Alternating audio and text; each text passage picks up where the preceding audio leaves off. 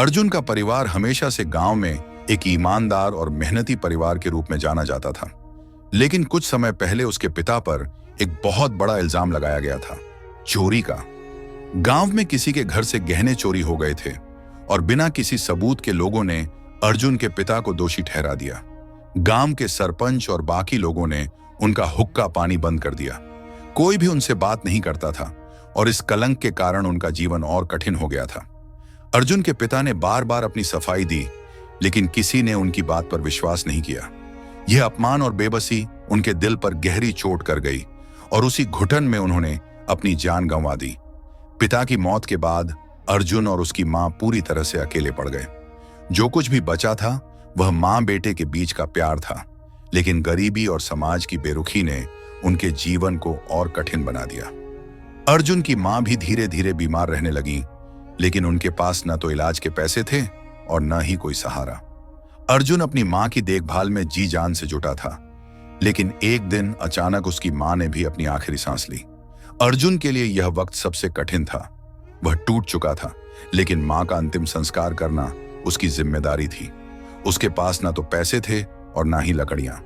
उसने गांव के कुछ लोगों से मदद की गुहार लगाई, पर सभी ने उसे ठुकरा दिया।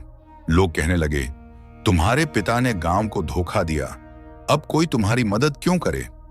अर्जुन को समझ नहीं आ रहा था कि आखिर उसके पिता पर जो इल्जाम था उसकी सजा उसे क्यों दी जा रही है।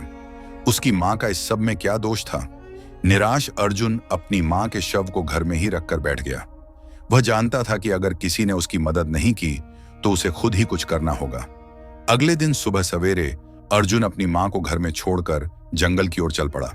उसने जंगल में जाकर लकड़ियां बटोरनी शुरू की। वह थक कर चूर हो जाता, लेकिन उसकी आंखों के सामने अपनी मां की शांत चेहरा उसे हिम्मत देता। पहले दिन वह केवल थोड़ी सी लकड़ी जुटा पाया। उस रात वह मां के पास बैठकर फूट फूट कर रोया। उसे लग रहा था कि वह अपनी मां के प्रति अपने कर्तव्य को पूरा नहीं कर पा रहा।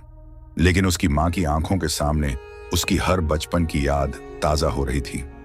वह मां जो उसे प्यार से खाना खिलाती थी, रातों में उसकी परेशानियों को सुनकर उसे सुलाती थी।